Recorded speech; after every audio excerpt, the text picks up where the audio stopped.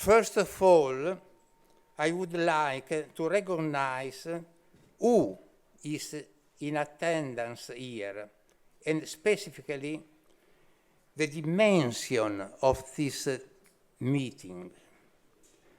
400 participants represent 6 zones, 73 districts, and 27 countries, with a total of more than 4,800 Rotary clubs and almost 200,000 Rotarians.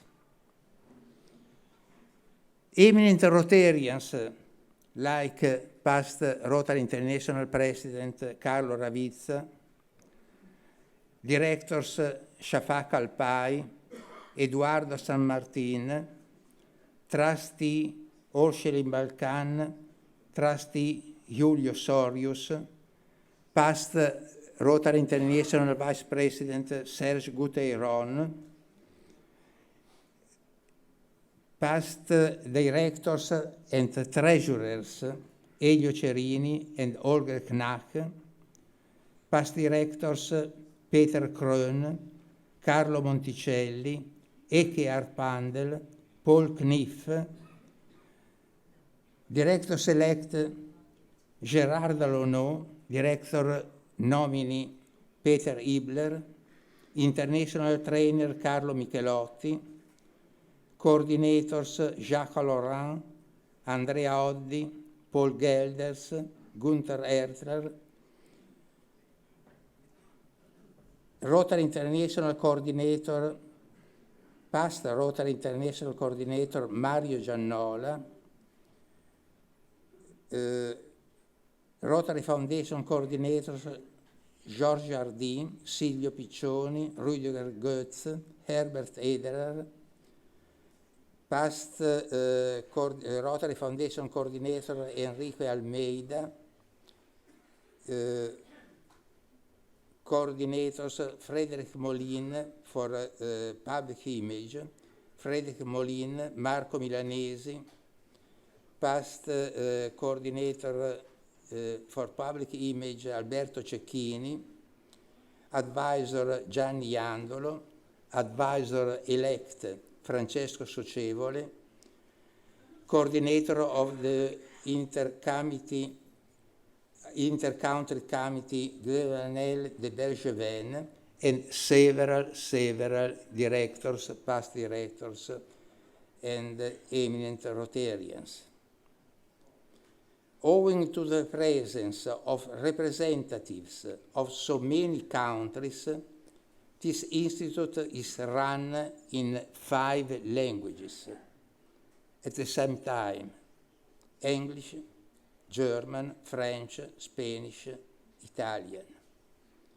Now I ask District Governor Tommaso Quattrin, Governor of the Host District, to come here and to say the welcome address of the district. Thank you.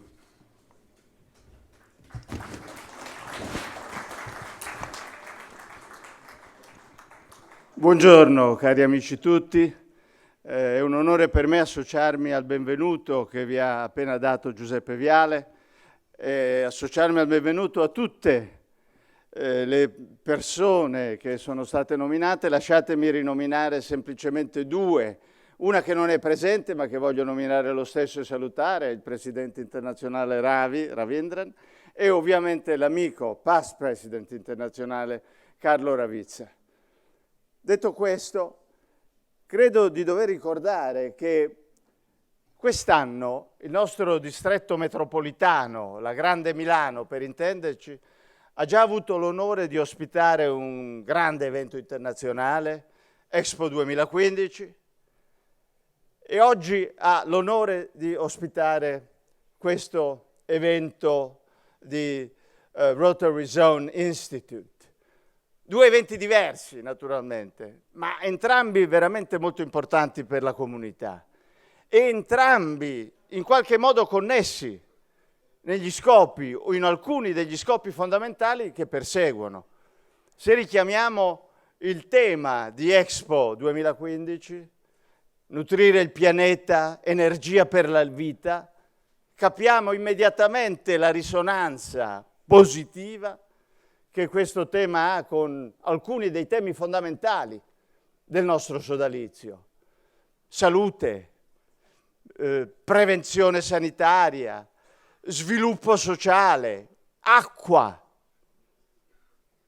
Io credo che tornando a noi, tornando al nostro tema, non è a me commentare il tema di questo istituto, ma vorrei ricordare che come Expo non dovrà essere giudicato dal successo che pare abbia già avuto di 20 milioni di visitatori, ma dovrà essere giudicato dal futuro, dalla capacità che avranno avuto i semi piantati in Expo, in termini di saggezza, tecnica, solidarietà, da quella capacità di creare un vero beneficio per la comunità. Allo stesso modo, io credo che oggi sarà un successo per noi. Abbiamo un parterre e una lista di speaker di una statura tale che non può essere altrimenti. Ma io credo, vi sottopongo, che giudicheremo questo Institute dal futuro, dalla capacità che avremo today, oggi, di piantare dei semi per il futuro. Semi per che cosa? Semi per quello che io, lasciatemi usare un termine inglese, chiamo il revamping, il rinfocolare nel nostro cuore, nelle nostre attività, del fatto di essere rotariani. Lo dico parlando in casa mia, perché so che di questo c'è un enorme bisogno a Milano. Però lasciatemi dire che guardando un pochino in giro, credo che questo sentimento sia condiviso anche a livello italiano e forse in gran parte del continente. E quindi è questo il mio augurio, il mio desiderio, la mia aspettativa nell'essere qui. Spero che insieme a voi riusciamo a piantare questi semi di calore, di forza, e quindi spero che avremo un futuro per il quale dobbiamo essere preparati, ma per il quale dobbiamo lavorare moltissimo. Grazie.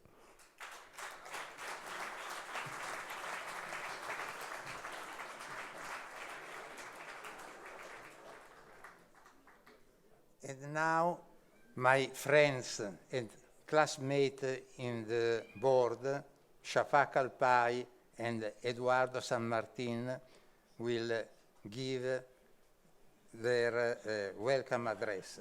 Thank you, Shafak.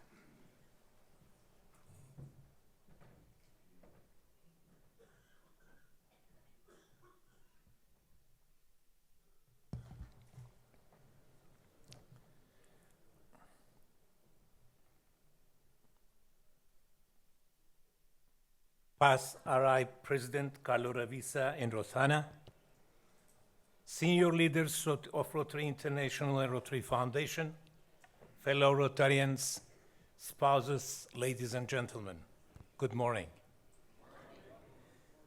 It's my great pleasure to welcome you to our multi-zone Rotary Institute, our annual meeting for the leaders of Rotary, Rotarians, spouses, and guests. We are hoping that you will enjoy and share your fellowship and Rotary experience during the coming 2 days here in this very beautiful venue of Milan. Dear family of Rotary, just one of the things I truly enjoy about Rotary's Institute is that it gets the whole family of Rotary in the zone together in one place, and in that respect, it feels like a yearly celebration. Just like a family reunion, our Rotary Institute gives us joy because they bring everyone together, past and present leaders from our zone, and the Rotarians with their spouses, and the incoming district governors who will lead Rotary into more successful years. We come here from everywhere in Europe and many places in the Rotary world, taking days from our busy lives to participate in a demanding but motivating program.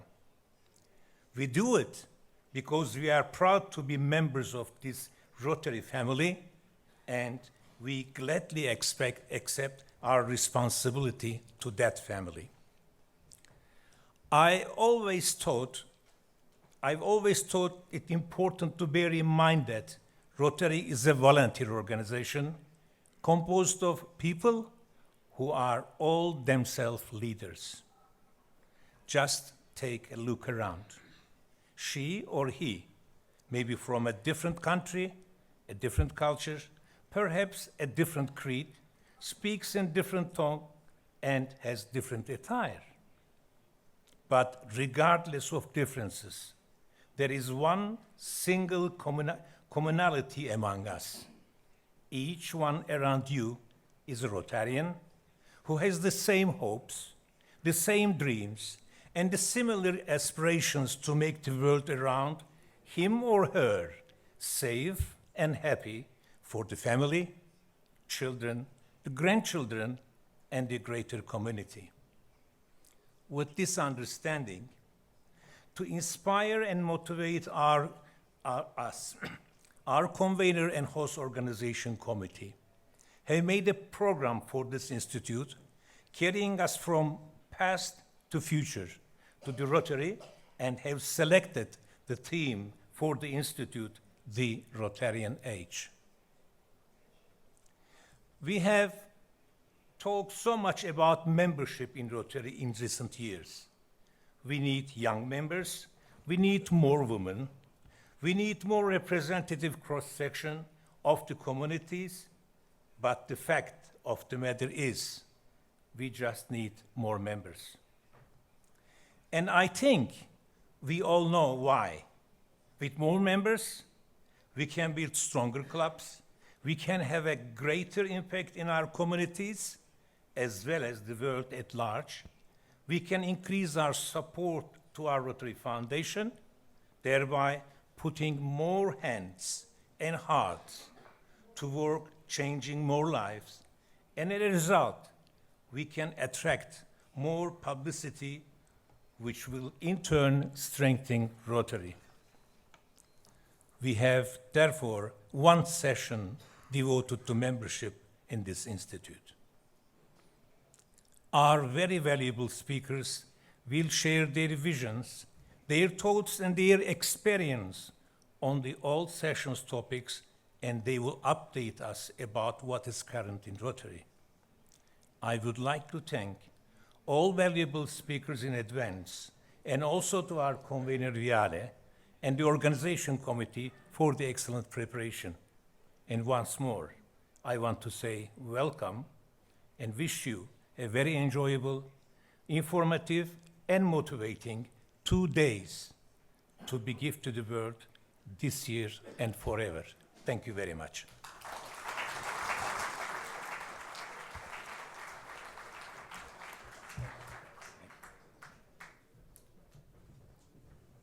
And now,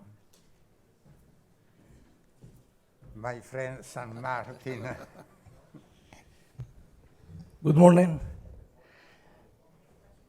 Dear past President Ravitsa, Rosanna, dear friends, dear senior leader, future leader, and friends. I will speak in Spanish because I think that this is a European meeting, and we have to change and share our culture and our language. Muchas gracias por este instituto, gracias al convocador Giuseppe Viale y gracias a todo el equipo que nos está haciendo disfrutar unos días estupendos, en de que Rotary va a salir mucho más fortalecido. Pero es un momento de hablar por primera vez como director a los compañeros, a los amigos europeos. Y el mensaje tiene que ser muy claro. Ha llegado el momento, estamos en el momento de que todos los rotarios europeos nos tenemos que unir. Tenemos que empezar a hablar con una sola voz. Tenemos que trabajar juntos y no de forma individual en cada uno de nuestros países. Es el momento que Rotary nos necesita, pero nuestras comunidades locales, nuestras comunidades europeas que están pasando por crisis, que están pasando por problemas de refugiados, económicos, de desentendimientos, llaman a las puertas de Rotary y nos preguntan qué estamos haciendo los rotarios por solucionar esos problemas. Y tenemos que dar una respuesta conjunta, y es el momento en este instituto de Milán, en los futuros institutos que hagamos en Europa, de empezar a decir a nuestras comunidades que los rotarios estamos para servir a las comunidades, que los rotarios no nos ocultamos de los problemas y que queremos estar junto con los problemas de nuestros compañeros, de nuestros vecinos, de nuestros habitantes. Tenemos el problema de los refugiados, tenemos los problemas de nuestras sociedades y es el momento de dar esa solución. Hoy empieza una nueva etapa, empieza una nueva época de Rotary en Europa y yo estoy seguro que desde los líderes que nos reunimos alrededor de estas mesas, de las conferencias que vamos a tratar, podremos salir el sábado y decir a todos los compañeros rotarios que no están aquí presentes que Rotary se mueve, que Rotary merece la pena, que Rotary está trabajando y que Rotary tiene que ser cada día más fuerte, tener más clubs y por ello tener más atractivo a que nuestros crecimientos en los países hagan que nuestros clubs sean verdaderos foros de paz, de comprensión, de ética y de tolerancia. La sociedad nos está demandando que los rotarios nos movamos. Es la época de empezar a hacerlo. Muchas gracias, bienvenido y de nuevo gracias al convocador.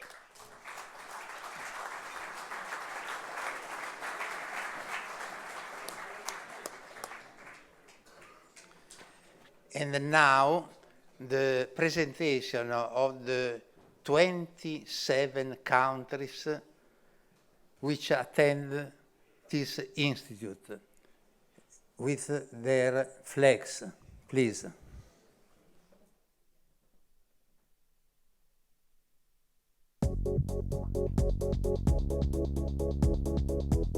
Albania, Andorra, Austria, Belgio, Bielorussia, Bosnia-Herzegovina, Croazia, Francia, Germania, Israele, Italia, Liechtenstein, Lussemburgo, Malta, Moldavia, Principato di Monaco, Paesi Bassi, Portogallo, Repubblica Ceca, Romania, San Marino, Slovacchia, Slovenia, Spagna, Svizzera, Ucraina, Ungheria.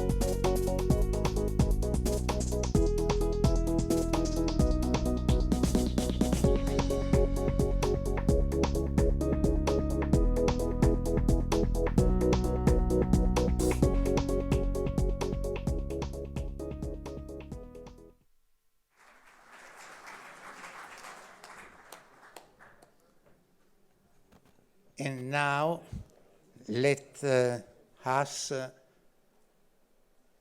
honor our President Ravi Ravindran and Mrs. Vanati.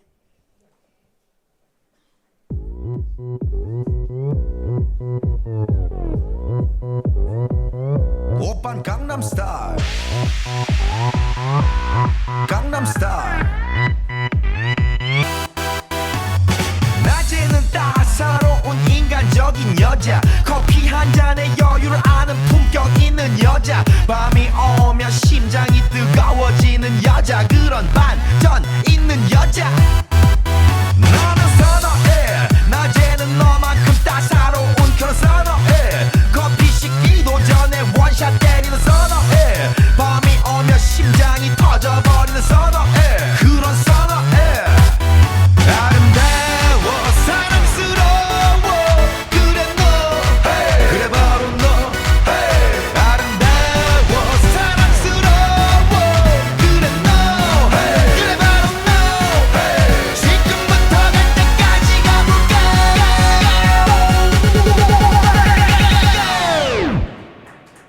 오빤 강남 스타일 강남 스타일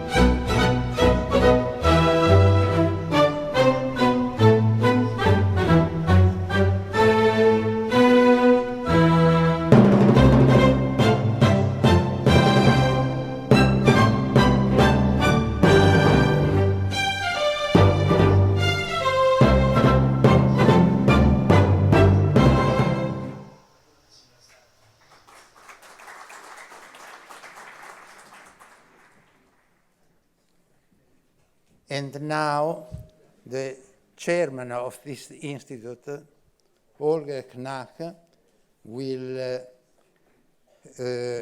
give us his address and will chair the second part of this session. Thank you, Holger.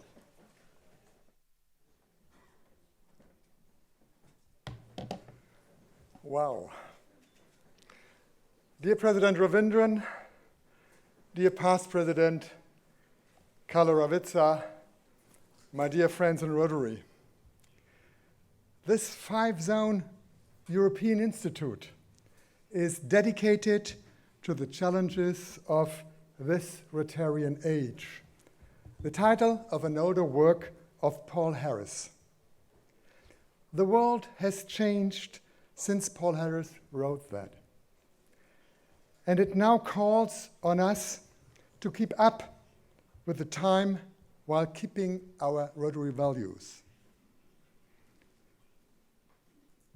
Convener Vialle is asking us to look into the future by stressing the fundamental values.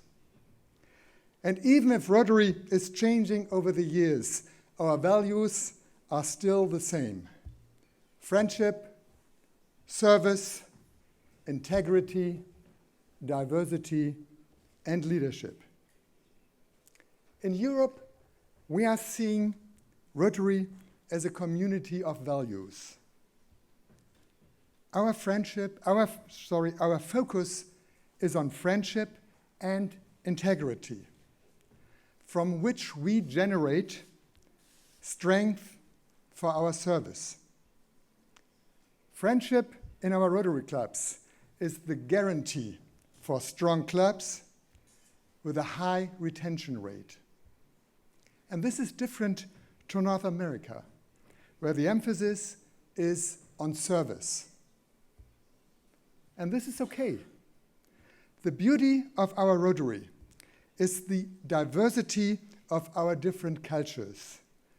We all have the same values, but with different emphasis. During the upcoming breakout sessions, I urge you to ask yourself the following questions. Are we on the right path in Rotary? Or is there a need for an extended focus? Is there a European way in Rotary? And is this way promising success? And for me, most important, why do we have these problems in Europe to invite young professionals in our clubs, for example, a 30-year-old Rotaractor? We have to find answers here.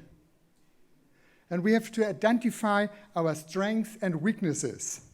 And this institute should show new paths based on our core values.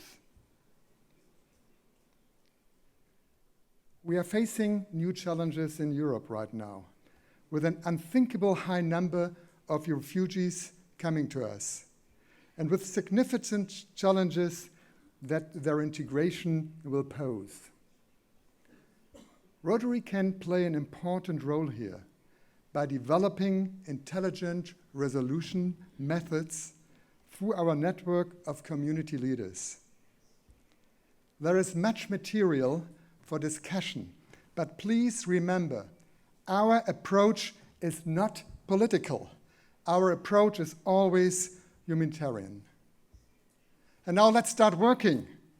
I wish all of you a success institute with lots of enjoyment and new friends. Let's have fun. Thank you very much.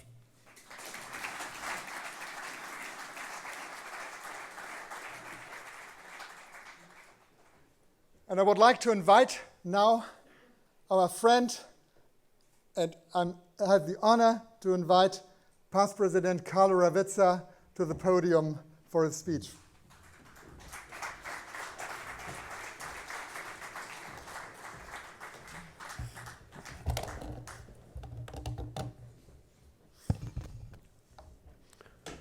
Good morning to everyone. Good morning to our President of Rotary International, Ravi, and his First Lady, Vanetta. Thank you that you're coming here to Milano to this most important institute in Europe. I know by experience what this means to sleep every third day in a different hotel as president and traveling around the world. So on behalf of the whole audience, I'll say you again, President Ravi, thank you to be here with us and to share our concerns about the future of Rotary with us. Thank you.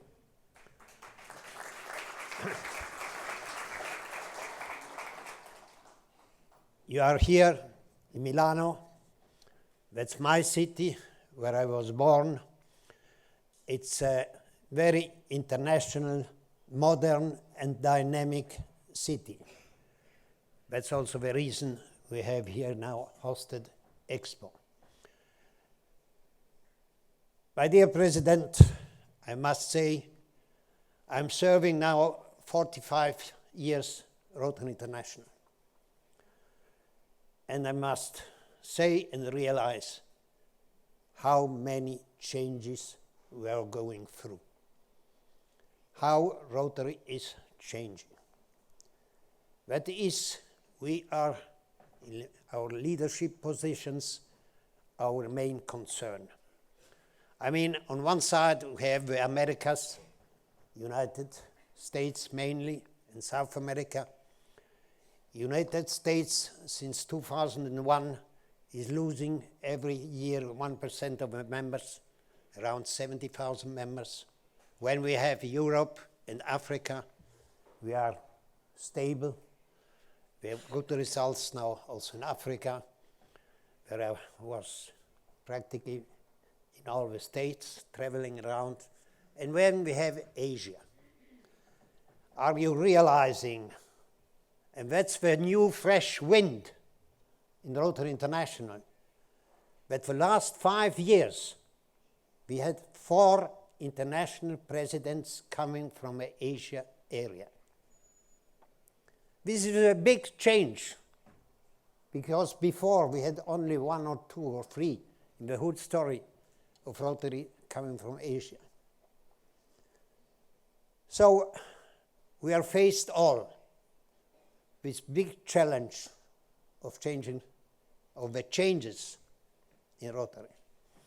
And that's our duty here, to discuss this matter, because this is one of the most international institutes in the world, because as you heard, 27 different nations are represented here. The other institutes, as president, I visited them all. There are quite smaller participation of different nations, and also language ways were completely different. And now, our future also. Let's not forget the booming China. China is today becoming the most modern and increasing nation, with modern super highways, high buildings in the cities, and the huge rising number of the population. So Rotary has to face these basic new problems. But I am sure that the dedication of everyone, we will go ahead and face with new challenges. I know myself, I mean, as I said, I'm now 45 years serving Rotary. I was district governor 77, 78. So we see a long activity in Rotary and sharing many problems and many difficulties. You know, as president, you can change what you wish to do during your year. With Rosanna, my wife, who was always with me, and we choose to go to the poorest country in the world, where Rotary can really be a change. We were 3 times in Pakistan, up to the border of Afghanistan. We have a Rotary club in Peshawar, the place where 120 children were killed recently. So you see, as presidents, if you take it in a certain serious way, you can run also very high risks. But this was our decision. And 45 years of Rotary sharing were half of my life, because, let me say this small thing, but it's really half of my life, because next December I have my birthday and I will be 90.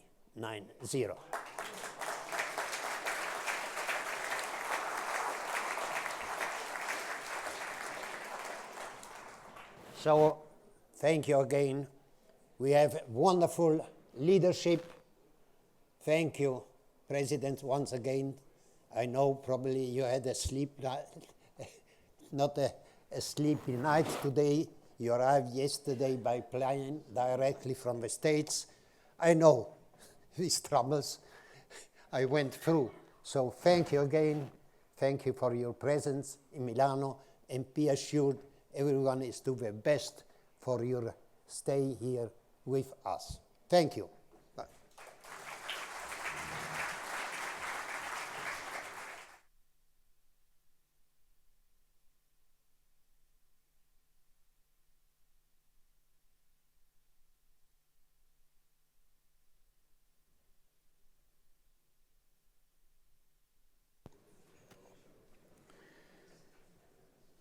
This institute is dedicated to the challenges of this Rotarian age, a motto which reproduces the title of a forgotten work Paul Harris wrote in 1935, stressing the basic principles of our association, with a sound analysis of his time and a clear vision of the future.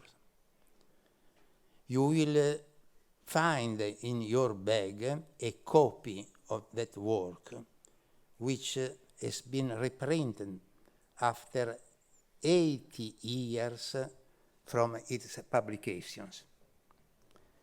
In such a long time, the world has changed, and now calls on us to keep up with the passing of time. It is well known that the work by Paul Harris, My Road to Rotary, remembers that feeling of loneliness and search for friends were among the grounds which led to the creation of the first Rotary Club. However, it must be stressed in this regard that this writing is in essence an autobiography, the story of a life, compiled a few years before the death of the author, with a marked emotional participation, nostalgia for an atmosphere remembered as an idyllic heritage, proud consciousness of the value of the movement that had obtained worldwide diffusion. Indeed, however, less than 1/4 of that work actually deals with Rotary. The current Rotarian press emphasizes friendship as a peculiar character of Rotarians' fellowship. However, was that intimate approach the only or even the main ground of inspiration at the origin of Rotary? The answer of Paul Harris is not only, perhaps is no. To the question, can anything good come out of Chicago, the birthplace of Rotary, Paul Harris replies, there could have been no more favorable birthplace for a movement like Rotary than paradoxical Chicago, where the battle for the civic righteousness was being so fiercely waged. This is the main message of our founder, sent to us. Determined citizens can change the conditions of a community. The civic work, a central scope of Rotary, already at its very beginnings, founds here in these words by Paul Harris its inspiration. A short video we prepared for this institute with some difficulties shall deepen this side in the next plenary session. Retention rate and increase in membership are key points and a challenge, particularly as concerns our continent. Speakers from different countries will approach today this item according to their personal way of thinking. In a multi-ethnic, multicultural milieu already present in our continent and destined to become more and more significant in our society, a question: shall Rotary become the mirror of this variegate society and lead the course of integration of the new Europeans? Or shall the tradition of European Rotary, honored by its contribution over decades, either to the ideal legacy of our institution and to peace in the world, remain a benchmark, and thus it represents mere archaeology unsuited to the demand of the present time? This is our future. 4 years ago, just in this room, President Kalyan Banerjee declared, "I assure you that India and Nigeria will soon become polio-free." Well, India is now polio-free since years. And a few weeks ago, Nigeria was removed from the list of polio-endemic countries. Rotary's battle against such a devastating disease is near to its successful conclusion. It is an epoch-making operation without any analogy in the medical history of the humanity, the operation End Polio Now. Aber, beside the extraordinary campaign End Polio Now, the activity of the Rotary Foundation is now mainly dedicated to humanitarian and charitable operations across the world. All of these operations have one thing in common. They are helping to improve the lives of the people they touch. As we move to celebrate the centenary of inception of the Rotary Foundation, Charity Navigator, an organization which evaluates the performance of charities, has consistently classified our foundation in the 4-star categories. This feels fills us with pride, naturally. We are proud for this. We must realize, however, that Rotary Foundation does not figure among the first 30 humanitarian organizations in the world in terms of money giving. Now, should Rotary concentrate its efforts to improve its classification, collecting more and more money, or should it move toward a more marked differentiation in its actions? What is today the role of the civic work, which at the very beginning of Rotary referred to the local community and now extends to the whole human community? What is the actual meaning of regional characterization within Rotary? Is the present organization of Rotary International and Rotary Foundation suitable for the development of our association? In our changing world, what kind of changes is needed to assure a sound future to Rotary? I am confident that the results of your discussion in the workshops shall provide a clear position, different perhaps position, but clear positions regarding these matters. It is our task or duty,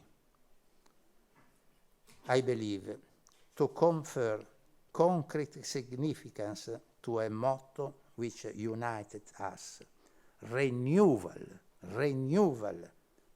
in the wake of our core values.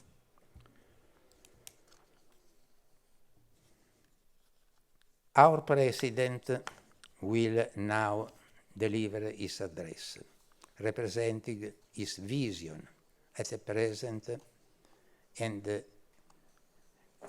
on the future of Rotary. He shall expound the guiding lines to make our association more and more efficient and respected on service to humanity. Only a few words to present our president. Ravi leads a large company which he founded years ago and is now the world's largest supplier of tea bag packaging, catering to nearly every major tea brand. And the winner, this company, of international awards of excellence. Ravi also serves on the board of a number of other companies. He is the founding president of the Rotary-sponsored Sri Lanka Anti-Narcotics Association and also serves on the board of several charitable trusts, including the Dilmat Charitable Foundation. Ravi, as the National Polio Plus Chair of Sri Lanka, headed a task force consisting of the government, UNICEF, and Rotary to successfully negotiate a ceasefire with the northern militants in the country's civil war during the National Immunization Day. Sri Lanka reported the last case of polio in 1994. Ravi was also speaker at the United Nations Peace Conference in New York. A third-generation Rotarian at the age of 21 years. Ravi has served Rotary International treasurer, director, foundation trustee, committee member, chair, task force member, training leader, and so on. He chaired a large project sponsored by clubs and districts in Sri Lanka to rebuild 23 tsunami-devastated schools to benefit thousands of children. He is currently engaged in the constitution of a center for prevention and diagnosis of cancer, which shall become the National Cancer Center in Sri Lanka. Ravi and Vanati have been married since 1975, and they have 2 children and a grandchild aged 1 year, I think. This is only a short account of the personality of Ravi as a distinguished Rotarian and a successful businessman. Let us give a glance at a few aspects of his vision of Rotary.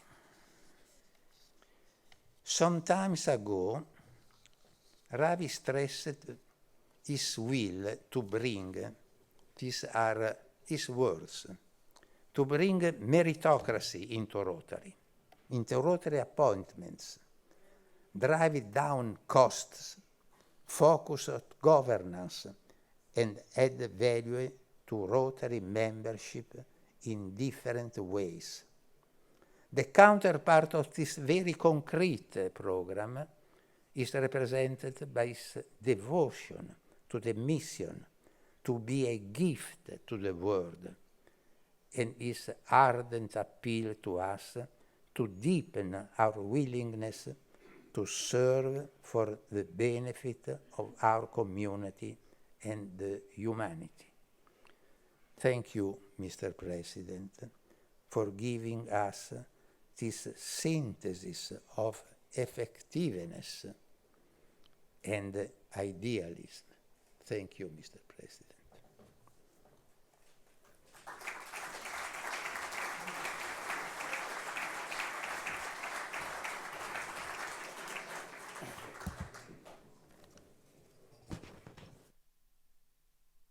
Buongiorno. Guten Morgen. Bonjour. Buenos dias. Good morning. I believe I've covered all the languages now. This is the most complex institute to talk to, maybe the most prestigious one, and one which I have never been to before. So, Director Viale, gives me great pleasure to be here, and I thank you very much for your very kind words of introduction. My other co-directors on my board, Eduardo and Safak, past President Carlo, trustees, past directors, past trustees, past governors, ladies and gentlemen. Of course, language is one of those occupational hazards in our business, as you would have found out, but so is it in many other businesses. I must tell you an example when Prime Minister Mori went to Japan. He was coached up how to speak English, and he was told, you go to the White House, you will meet Mr. Bill Clinton, and you shake hands with him, and you say, how are you? He will say, I am well, and you say, I am well, how are you? And Mr. Mori must say, I'm also, me too, me too. So he understood it, he learned it well, and when he went to the White House, I believe he was so overawed by the grandeur of the place that instead of asking Mr. Bill Clinton, how are you, he shook hands and said, who are you?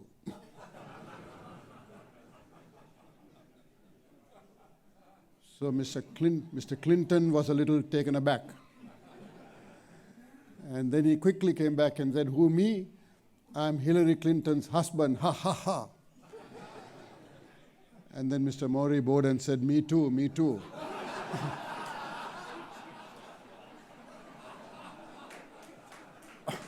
So these are some of the problems we have with languages. If you walk past the headquarters building, you will see outside 3 flags. One is a Rotary flag, one is the US flag, or if it's a US president, it will be the flag of his state, and one is the flag of the president of the day. So if you walk past the headquarter building, you will see the Sri Lankan flag flying there. And whenever I go past, of course, I have great pride in looking at it and feeling a little good. But no one else knows the flag. So very often, people from the streets walk up and ask the security, what is that strange flag flying there? And they have to be explained and told that it's the Sri Lankan flag. And if you ask people, where is Sri Lanka, most of them don't know. And I myself consider myself to be a very ordinary person who comes from a very small country. And sometimes I think that's the grandeur of Rotary, that it can actually pick someone like that to head the organization. But equally, if you ask the average Asian, what is United States, he would not have much to say, in as much as if you ask someone in the US or even Europe, do you know anything about Sri Lanka? Well, either they don't know, or if they know, they will say, yes, that's where there was a war going on, or that's where there was a tsunami. That's what we seem to be known for. But if I was to believe what I read in the media, what I see on TV, I would have a very bad impression of United States. And I would be very surprised if I went with that impression and I found the type of people I work with, the people I call my friends, and the people around me. In as much as if you ask them, what do you know about Europe? You say Germany, they'll talk about the war still. If you say, what do you know about the Italians? They'll probably say Ferrari, nothing else. So the world has a different concept of people. And that's where, in a large extent, our people-to-people contact makes a difference. Recently, my wife and I were in Honolulu, Hawaii, speaking at one of their centennial functions, 100 years anniversary of Rotary there. And afterwards, we said we would like to go and see Pearl Harbor. Everyone knows Pearl Harbor. I mean, Pearl Harbor, to me, when I went there, was the famous words of, I think it was Roosevelt, President Roosevelt, who said, a day of infamy. A day when, without warning, United States was attacked by the Japanese. And many people died. Half their naval fleet was destroyed. So in simple words, here were the Japanese bad guys, here were the US good guys. That's what it was. And then when we went there to Pearl Harbor, I saw something else. I saw that there in the premises, in the place, I saw things that I did not expect to see. I saw, for example, a statement by the Emperor of Japan saying why they launched that attack. I saw a statement by the Admiral of the Japanese Navy, again explaining why they had to make an attack. It only occurred to me then that perhaps they were provoked by moving the naval fleet from San Diego to Hawaii, which was just striking distance to Japan. And as far as the Japanese were concerned, it was a provocation. I saw there that there was a monument for 11,000 Japanese in Hawaii and in the United States who were incarcerated, locked up, not because of something wrong that they did, only because they were Japanese. Now, there are two things I learned here. One was I had to admire a country which was able to print there the words of the other side and not only propaganda of their side.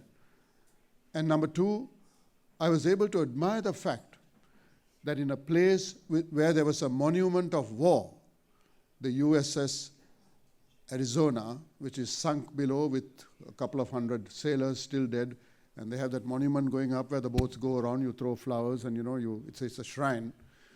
That's a monument for war. And next to that is parked the USS Missouri, which is a monument for peace, because that is where the document was signed to have peace in future. And my admiration for the Americans grew, actually, saying here are people who we criticize a lot, but when you come and see this, which other country do you have the opposite side also explained around?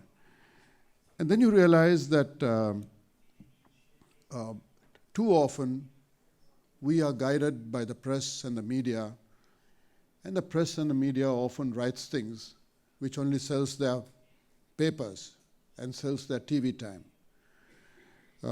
And perhaps to foster better understanding in the world, to learn the lessons of the past so that we do not repeat them, perhaps a place like, when you go to a place like Pearl Harbor and we see both sides, it's a lesson well learned for people like us. And then I also begin to think that there are many things in history which I thought I knew, which I really don't know. And there are many things of which I have a negative image of other nations, of other human beings. And my feelings are not as generous as it should be, and it arises from our own ignorance.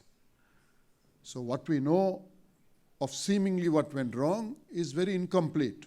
We have a little bit information and we form opinions which really are quite damaging. And perhaps that is what we do through Rotary, where we make the world a better place, because our connectivity, because of the fact that you have in a room like this people from 27 countries who can see that there's no difference between each of us. We are all the same. We all have the same defects and we all have the same merits. Our skin colors differ, but everything else remains the same. Our love for our children is the same. Our love for our parents is the same. So our values remain the same. And the marvelous thing about Rotary is it really does not matter what language we speak. It really does not matter what God you worship. And we just know that as humans, we are no different to each other. 3 or 4 days ago, I was invited to speak at the Parliament of Religions. The Parliament of Religions takes place once in 5 years. This time it was at Salt Lake City. There my wife and I were there, and you see all these imams and the priests and the bishops and the rabbis walking around, and you're wondering, what the devil are you doing here in this place? But it was a very interesting and a challenging speech to make. How do you put Rotary in this group of people who are all totally religious? And you know, many of the problems in the world are in fact caused by fanatical religious people. You and I know that.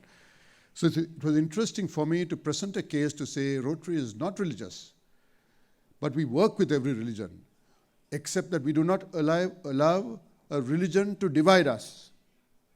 That we are careful about. And eventually, the work that Rotary does is the work of God, and God's work on earth must be done by people like us. So Rotary is as strong as another religion and as good as another religion. And in whichever way you look at it, whichever religion you follow, the fact is that they all come to the same thing. Do unto others what you would do to yourself. Or in plain English words, don't do what you don't want someone to do to you. You know, to wish to be understood, we have to understand others. If you want to teach, you must be willing to learn. If you want to lead, you must be willing to follow. If you wish a hand to be stretched out to you when you need help, you need to do the same thing when someone else needs help.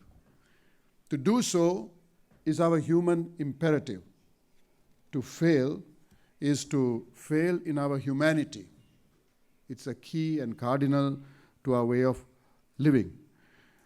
The Rotary imperative actually, I think, is greater or higher because we have this feeling that we have been given so much.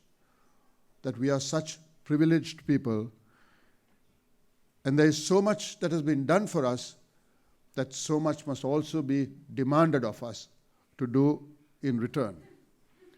Often, some of the work that we do, charity, philanthropy, money we give, foundation, it doesn't, it's an act of sacrifice. It is not the people I met last night at the major donor dinner, 2-3 of the Arch Clump members, they didn't become Arch Clump member because they had a lot of spare money in their pocket. They all make a sacrifice. I remember the first time I became a major donor some years ago, many years ago in fact, in the 90s. I was on a flight from Hong Kong to India somewhere via Singapore. And I was seated there and in the lounge, and next to me were 2 people who were standing with a cup of coffee in their hands. I'm reading the newspapers. And not only were they disturbing me talking, I was frightened they'll spill the coffee on me. So I looked up like this, quite annoyed really, and I found it was Mr. Herb Brown and Mr. Raja Sabu. And then, of course, when I realized they were 2 past presidents, I couldn't make any noise, so I had to just keep quiet. However, we found that we were in the same flight, and what's more, I found myself in the seat next to Mr. Sabu, while Mr. Brown and his wife were in front of us. And somewhere up in the air, once we had got past 34,000 feet, Raja turned to me and said, Ravi, I'd like you to become a major donor. At that time, I wasn't a very keen Rotarian, and I did not know what a major donor was. So I thought, Paul Harris Fellow, $1,000, this must be $2,000. And I said, yes, most certainly. How much do I have to pay? And then he said, I'm looking for $25,000. He caught hold of my hand and he said, I'm looking for $25,000. I think he caught hold of my hand because he thought I might step out of the plane. So $25,000 to me was a hell of a lot of money I didn't have. And I thought, with all sorts of thoughts, how to get out of the situation, and I said I had to ask my wife. So when you get into a difficult situation in our part of the world, we always say we had to ask our wife. When Peter Crum is here, when they rang me at 3 o'clock in the morning and said, first they asked me, are you asleep? I said, yes, generally at this time I'm asleep. Then they said, we want you to be president of Rotary. I said, I had to ask my wife. So anyway, I said, I'll let him know. And then when we came back, we realized that a few days ago, I was walking my dog down a park. And as I was crossing a road, I saw this Land Rover coming towards me, and I stopped right in the middle of the road. Then I found it accelerating towards me, and I thought it was one of my friends, who comes fast and brakes near you, playing a practical joke. Except that it didn't stop, it hit me. And the dog and I got thrown onto the road, and I was half under that Land Rover. The dog was licking my face, the lead had broken, he was growling at everyone, it was a mess. Fortunately, nothing happened, I was just bleeding. And I found a young girl coming and saying, I'm sorry, I'm sorry, I'm sorry. So from the ground, I looked up and said, you're a learner, aren't you? She said, yes, sir, I'm a learner. So I said, where's your elbowed? No, I didn't have one. I said, because if I saw elbowed, I would have run. Anyway, I didn't do anything. In the United States, I suppose I could have sued her for a lot of money, but here in Sri Lanka, we couldn't do all that. So I walked home with the dog, catching him like this, and my wife saw me. She got a little alarmed. And later that evening, we were at a cocktail party. And I overheard 2 ladies talking about this little accident. And one lady was telling the other lady, today we saw this gentleman and this beautiful dog walking when a car knocked them. Thank God nothing happened to the dog. So that's a priority of things in Sri Lanka. But the point is this: we thought that if I broke an arm, if I broke my back, we would have spent our entire fortune trying to fix me right. And here was $25,000 that they were asking me. And I thought there's no point going to a church and saying, thank you very much. We must give this money because it really hurt us. It's a sacrifice. It pains. And that's what we did. And that's what all these gentlemen I met yesterday did. I was in India a couple of weeks ago, and I went to this project of in India, where they're building toilets. They have pledged, all the Rotary clubs in India have pledged to build 20,000 toilet blocks in schools. Now 20,000 toilet blocks into 4, because 2 for girls, 2 for boys, is 80,000 toilet blocks. Now why is it so critical? I mean, in my view, that can change India. Why? Because in India, when children reach the age of about 10 or 12, the girls, they need their privacy, they need a place to wash up, and because there are no proper toilets, they stop going to school. As simple as that. A lot of the girls in India are not educated because there are no proper toilets. So these toilets can completely change the education system in India. And look at the consequences. When you have educated mothers, because children grow up into educated adults and get married, they have fewer children. When you have educated mothers, you have healthier outcomes in their pregnancies. You're able to seek out better health care.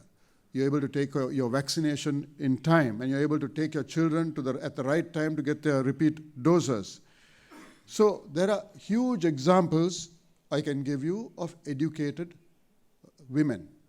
And that's not all. It goes beyond health. You see, when you have educated people, it also means that you get better jobs, get better salaries. It means you make an educated decision when it comes to voting. You have a proper decision to make politically. You are not just doing it because someone promises something. You're able to think of who is the likely person you should vote to, who to vote, how to vote, etc. Now, you realize that this can transform a nation. And in fact, they had a letter from the President or Prime Minister of India thanking Rotary for what they're doing. This can transform a nation, and it takes so little to do this. Just build some toilets. And when I talk of toilets, I think of Mother Teresa. You know, when I first met Mother Teresa, I walked into her office, and she said, come sit. It was a very plain table. She said, sit, and sat down. And then I started talking to her, and I noticed behind her right shoulder, right at the back, a door which opens, closes. And every time it banged, my eyes automatically went there. So she saw me looking like this, and she turned and looked, and she said, oh, that's my toilet. And it was a small wooden door, not a very nice looking door also. And then she told me, to serve the poor, I must live like the poor. Very profound words. And Mother Teresa is, I don't know how many of you have seen her, short, frail lady. But when she walks into a room, she's like a giant. She's bent like this, but she looks taller than me also. Now, Mother Teresa, when she goes to do her work, recently, just before she died, she was at an Armenian hospital. The first thing she starts is cleaning out the toilets and all the public areas. She takes her nuns, she gets any volunteers she wants, and says, first we clean the toilets. And there's a story of how once she had finished cleaning one of the toilets, and she came out with a pail and a bucket, and she saw a well-dressed man coming towards her, in a suit and a tie and so on. And she said, you're one of the volunteers. Before he could answer, she gave him the pail and the bucket and said, okay, now you clean this toilet. Told him, don't waste water. This is how you put the brush into this. This is how you clean it. Afterwards, you finish and you come back, and she went off. Now, about 20 minutes later, this gentleman came back to her, now without his coat, his tie around his neck, said, I finished. Then she said, shall I give you another job now? Can you do? And he said, no, madam, I'm really the vice president of this airline. I came to give you your air tickets for your next flight. But you see, to this gentleman, he has related this story many times. He said, for those 20 minutes, I became Mother Teresa. Those 20 minutes, I was able to care for the sick with my own hands. And that is something which we keep telling in Rotary. You see, for 20 minutes or 20 days or two couple of months, we become Mother Teresa. Rotary gives us a chance to become a Martin Luther King. Rotary gives us a chance to become a Nelson Mandela or a Mahatma Gandhi. We can't do it all our lives, but we can do it for a few minutes, for a few hours, for a few days, for a few weeks, maybe. And that's the advantage that we have in Rotary, and that's what we need to push and market and promote. why young people must join us, because it gives you networking, allows you to meet people, and it allows you to become a Mother Teresa, or a Martin Luther King, or a Nelson Mandela, or a Mahatma Gandhi. Rotary allows us to do all that because we do it by choice. It is our privilege. It is something that it's something that is within us. We know that to care is something that must flow from our heart. We like to do this because we work with our hands, our hearts, our sweat, our devotion, knowing that what we do is what is required, and it is most honorable. And that's why Rotary was founded. That's why Rotary endures. That's why Rotary has grown year after year after year, generation after generation after generation. And there have been many Rotarians like you and me before us. And God willing, there will be many more that will follow us to take our organization to higher places. But right now, this year, these days, we are here. This is our time. Grasp it with both hands, and we can truly be a gift to the world. Thank you.